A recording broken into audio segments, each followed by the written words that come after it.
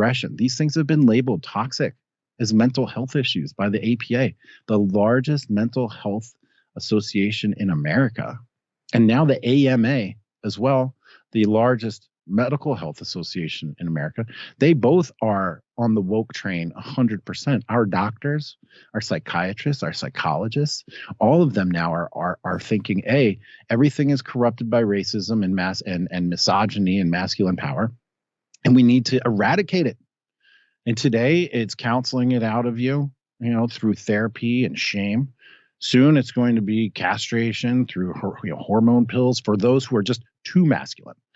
And of course, right now, if your 14-year-old daughter says that she is a man and she says that she wants to go get testosterone to become a man, and you say you don't want her to do that, if you live in Canada, you go to jail if you continue referring to your own daughter as your daughter. Yeah, we have this article here real fast. I know you brought this up. You shared this, right?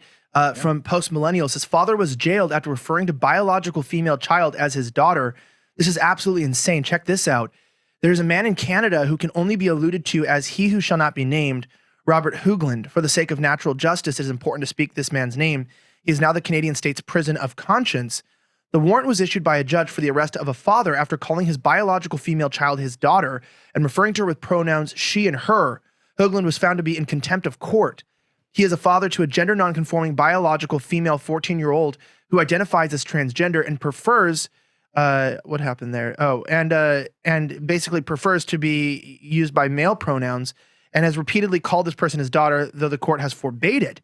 So it's like, this is the attack on the Western man. It's like a father saying, no, for my child is not going to be subjugated to the propaganda of the world. And even if my child does have sexual confusion, which, by the way, there's real problems that happen in development with sexuality. If everybody wasn't sexually confused at some point, then you didn't grow up. And I don't mean bisexual or gay. I mean, if you thought that you were going to, to have 100 harem when you grew up, like King David or something, you're 14, or maybe, some people felt like they weren't very sexually active. There's a lot of people who thought that something was wrong with them in high school because they weren't interested in sex till a later age. I mean, you figure out your sexuality. It develops over time, but that's not to say that if you're 14 years old, that you have any authority in your life to come up and tell your parents what they need to call you. And now the state is saying that they are more important than fathers. And I think that's where the argument comes in, is that the reason why they're attacking and they're trying to kill the masculine, strong Western male is because if he is weakened and he doesn't exist, the only person to take his place is the state. That is exactly right. And, if my daughter came to me and said that she wanted me to call her by whatever, we could have a conversation about it. Maybe I'll accept it. But I will not accept the government telling me what I have to do with my own children. I will not accept the government forcing me to use particular words when in my own home dealing with my own child. And then I would be that guy in jail. There's no question about it. I know my personality. And if the government was telling me I can't talk to my daughter how I want in my own home, I would certainly have pushed that button and made a big deal out of it because I'm just that kind of guy. But this man seems to be just standing up for what is right. Standing up for what is right in a time of chaos takes insane courage. Kudos to that man for having the fortitude to stand up for what he believes is right. Now, everybody does have some element of confusion. Hormone mix makes confusion. It's part of the process. It is a liminal process, as it were, a transformation, puberty. And it's hard enough as it is without people on the outside saying to you, hey, look, that confusion you're feeling? Guess what? It's going to get worse. Guess what? I have the answer for you. And the answer is here in taking male hormones to turn you into a man. This is the part of it that gets me the most upset. The feminists and the radicals will tell you over and over again that there's no such thing as essentialism, that there's no biological determinism, that who we are born, our biology, none of that matters in terms of our, quote, gender expression.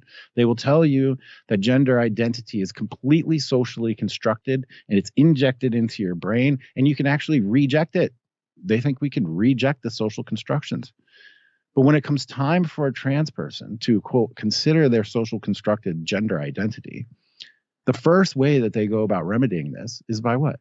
Injecting them full of the male hormone testosterone, as if biology is the driver of masculinity.